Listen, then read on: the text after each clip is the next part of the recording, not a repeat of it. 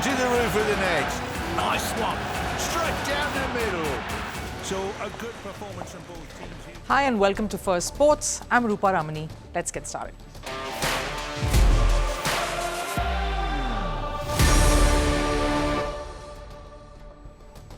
Well, on the show today, Paralympics in Paris has kick-started with one of the biggest gold medal hopes for India setting the stage on fire. India's also opened its medal count. It's been a busy day indeed. But armless archer, 17-year-old Sheetal Devi, has stormed the ranking round, creating quite the flutter, missing the world record by just a whisker to come in second. But there's also the medal round here waiting. We'll tell you who are the gold medal hopes for India and what struggles did they have to overcome to get here. Over in Pakistan, the country has banned 3 of their hockey players for fleeing and seeking asylum in Europe.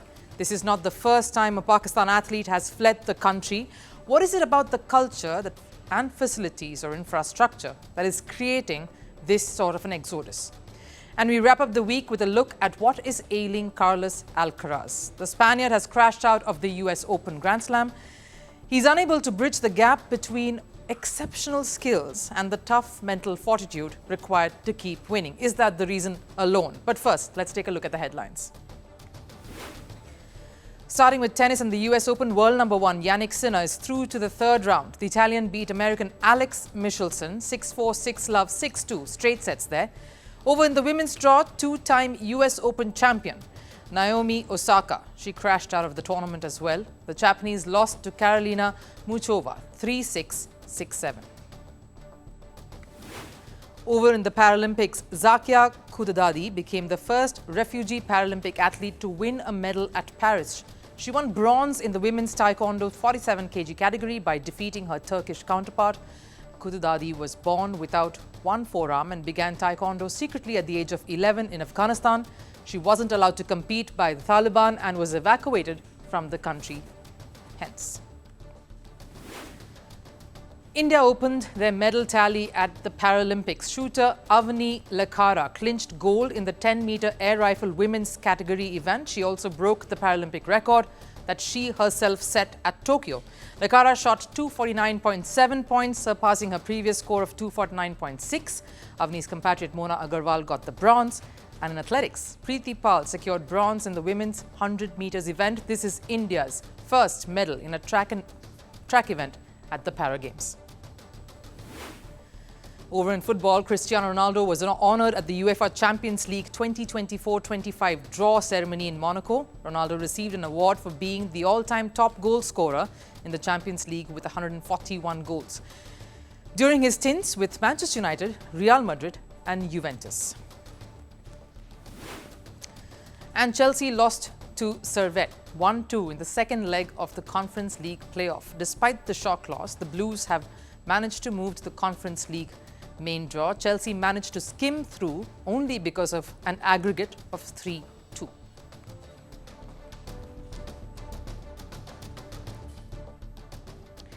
Now, the Paralympics kick-started with a flawless opening ceremony. Much unlike what happened at the Olympics, this one had no controversies. In fact, it was the other way around. No chaos, no drama, just some absolutely inspirational athletes taking center stage. No wonder fans are excited for the mega event. More than 2 million tickets have already been sold. India has fielded an 84-member contingent who will compete across 12 different sporting disciplines. The last edition of the Paralympics at Tokyo saw India come home with a medal count of 19. So needless to say, the aim will be to better that number. And some of the Indian athletes representing India have astounding stories to tell. Stories of some serious fighting spirit. Leading that charge, of course, is 17-year-old armless archer Sheetal Devi, who's already made a mark on the global stage. She's a top contender for the gold and started her campaign just like that. Sheetal Devi shot a sensational 703 out of a possible 720 in the women's archery ranking round, finishing second. She missed the world record mark by just 1 point. She'll be eyeing that, though, to better it in the main draw with the medal at stake. But even before Sheetal Devi made her Olympics debut in Paris, she's been generating a lot of buzz with her undeniable strength and passion.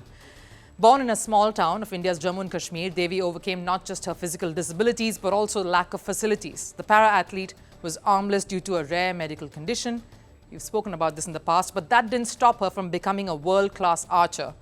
Initially, the coaches decided to fit her with prosthetics. That did not work. But Devi never gave up. She shoots from her legs and does that with some precision. At 17, she has already won 3 Asian Games medals, a silver and 2 golds. And in addition, she was awarded the Arjuna Award, the highest award for a sports athlete in India.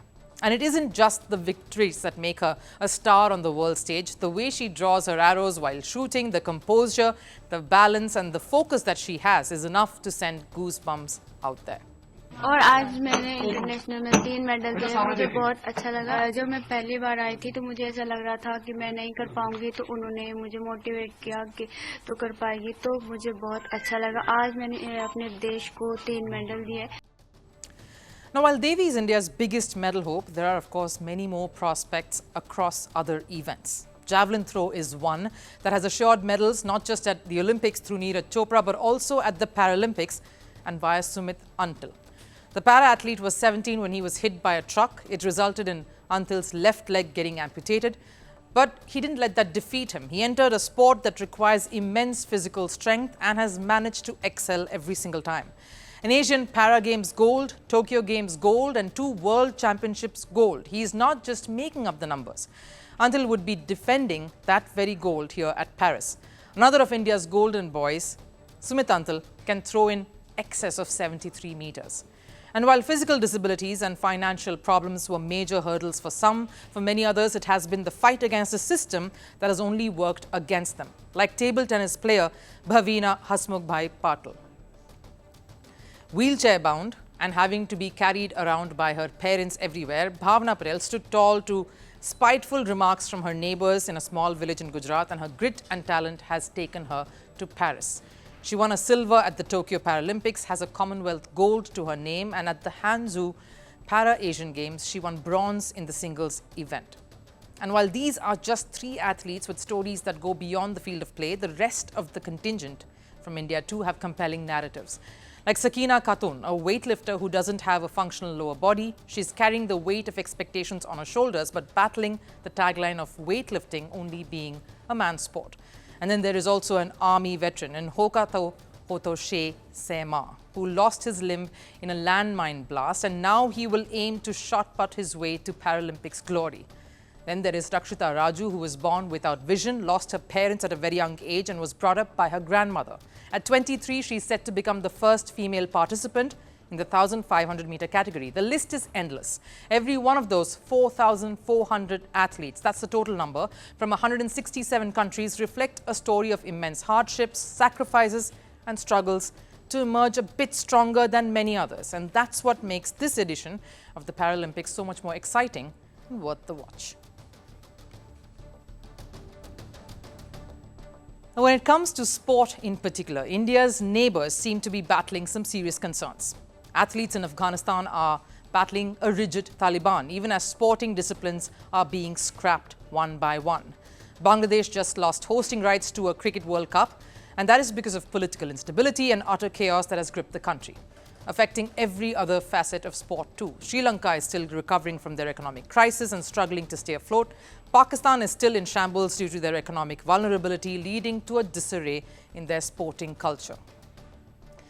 To the extent that athletes are fleeing the country to seek asylum in Europe. Pakistan's Hockey Federation has banned 3 hockey players, Murtaza Yaqoob, Ihtesham, Aslam and Abdur Rahman, along with the team physio. Why?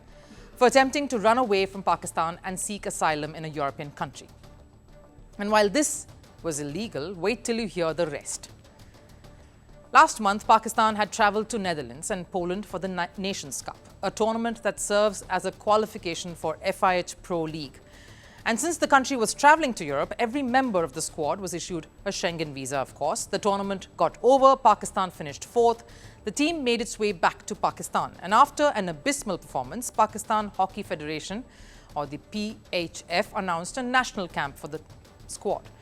But these 3 players, Murtaza, Ihtesham and Abdur, skipped the camp, saying they had some personal matter to tend to. All 3 of them gave the camp a miss. In reality, though, this is what happened. They travelled to Netherlands on the Schengen visa, not to tend to any personal matter or to be a tourist, but to seek political asylum. The athletes have now been banned by the PHF, although they are still in Europe. PHF has asked Pakistan consulate to bring them back. So what are the repercussions of something like this? Pakistan hockey will face difficulties in acquiring visas for international tournaments. But what has led to athletes taking such a drastic step in the first place? For months now, PHF's financial situation has been poor. The players on national duty have faced regular delays over their daily allowances and even travel allowances, which is quite obvious when the whole country is struggling economically. How will a hockey board alone prosper, or the situation be any different? And the truth is, Pakistan hockey isn't in the same state that it once was. They recently failed to qualify for the Olympics. They are no longer the Olympic giants or world beaters that they used to be. But I would mislead if I did not speak of what is happening across sporting disciplines in the country, because this is no isolated incident. Pakistan has somehow slipped into a slump that players across all sporting disciplines want to escape from. Just earlier this year, about 5 months ago, a Pakistani boxer, Zohaib Rashid, who went to Italy to take part in an Olympic qualifying event for Paris, stole money from his teammate and disappeared, vanished without a trace. Rashid was a successful Pakistani boxer. He had won bronze at the Asian Boxing Championships just before. So for him to do something of this magnitude only shows how deplorable conditions in Pakistan already has been for their athletes. Some years ago, 2 Pakistan boxers went missing after the 2022 Commonwealth Games in Birmingham. The documents of these athletes were still with the team management. It is safe to assume they fled to get away from the crumbling system that is wrought in Pakistan. Pakistan's #1 shuttler, Mahoor Shehzad, reflected on this very issue back then. We don't have any international level training facility in Pakistan like India. Pakistan does not really have a strong sporting culture, and the majority of the sporting scene is dominated by cricket. There is not a lot of awareness of badminton as well. The training that we do is on our own as well. Shehzad was a top brass player from Pakistan, national champion. But the facilities have been so appalling that it has not helped a player of her caliber to breach the ceiling, get better, develop and grow into someone much more. Facilities aren't top-notch, and even so, lack of proper funds peg them back. And we don't have to go too further behind to prove all of this. Arshad Nadeem, who just won Pakistan's first individual Olympic gold at Paris, did so on his own might, his own time, his own grit, passion and investment. Sure, he got help from those around him, his near and dear ones, his village, but not the country, not the government, especially when he needed them the most. The recognition and grace only came after he won the gold. Before that, the athlete wasn't even supported with any proper equipment or additional help. And even if we go over to talk about the most lucrative sport, cricket, the one that gets most attention in the country, the stadiums are in shambles, the infrastructure has not been revamped, which is under the process now to get ready for the Champions Trophy, another big project that has to kick off next year. If cricket itself is facing this, you only have to imagine other sporting disciplines. While many continue to, of course, stick around to fight another day, many others seem to be taking the more riskier route to escape crisis and a livelihood that seems bleak. Carlos Alcaraz suffered a shock defeat at the US Open, losing in straight sets to Dutchman Botic van der Zandschulp. With this, he has made a shocking exit in the second round itself. It has been one of the most difficult hard-court seasons for the young Spaniard.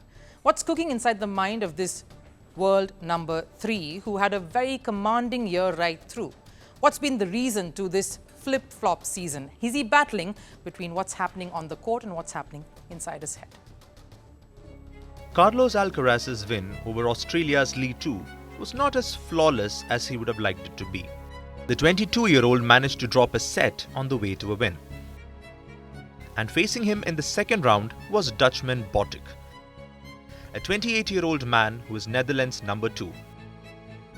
He did reach a career high ranking of 22 in 2022, but currently is ranked 74th in the world. A threat to the world number 3, who's just come off 2 Grand Slam title wins and a Paris Olympics silver medal. Yet, here we are talking about the US Open champion Carlos Alcaraz crashing out, that too in straight sets. Not the kind of morning you thought you would wake up to. So what's gone wrong for this sensational athlete in the last few months? The hardcourt season has been particularly hard on Alcaraz. The loss to Djokovic at Paris, someone he just put away at Wimbledon to claim his second slam of the year, was heartbreaking. And tennis fans expected the Spaniard to pick himself up from that, dust himself off and get back to business. Regular programming, winning more matches. I'm focused on going to every tournament, thinking about playing great tennis. Doing a good result just to get better in the race. This year, ending the year as number 1 is one of my main goals right now. The biggest blip came at Cincinnati Masters, when Alcaraz lost to Gael Monfils despite leading. And of course, more than what actually went wrong in gameplay, everyone could only talk about this.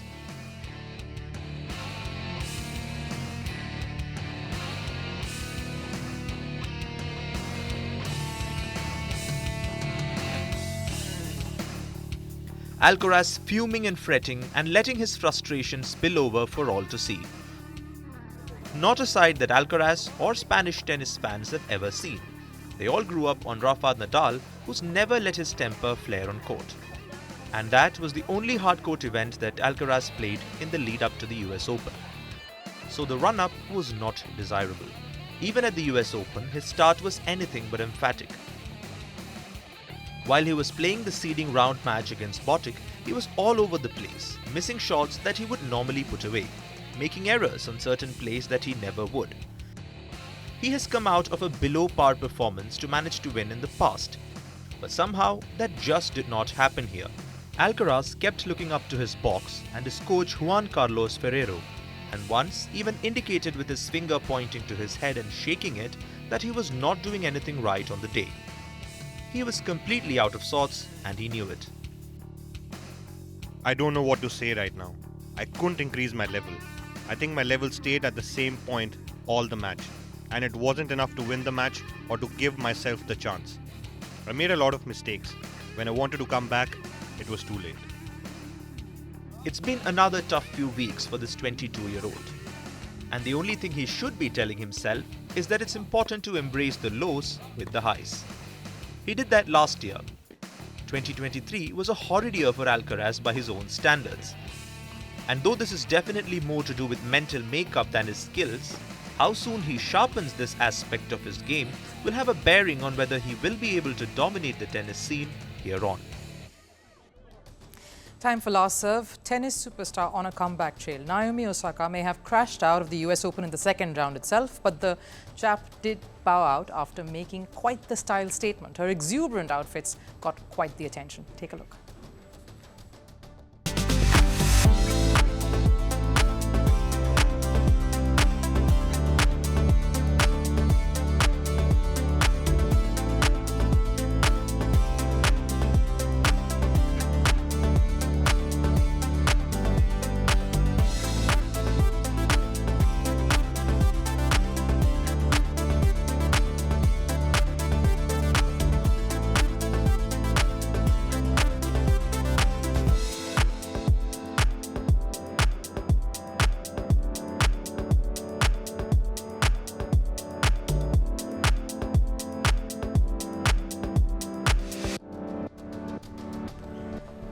That wraps up First Sports edition here today. Hope you've had a good week.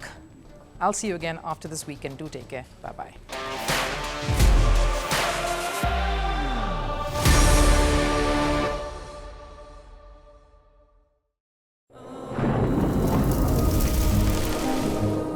Climate change is on our doorstep. It's time for a revolution to take root. And it starts with 1.4 billion Indians. It starts with one tree for humanity, one tree for Mother Earth, one tree for our future. Project One Tree, a News 18 network initiative.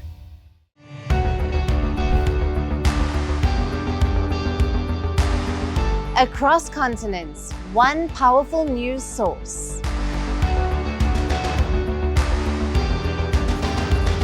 Bringing you diverse perspectives on the issues that matter.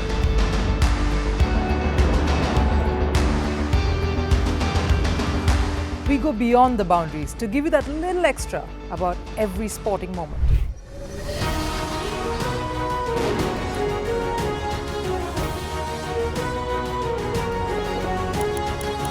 So thank you for making Firstpost 5 million strong. We're counting on your support, and you can trust us to bring you the news unfiltered and unvarnished.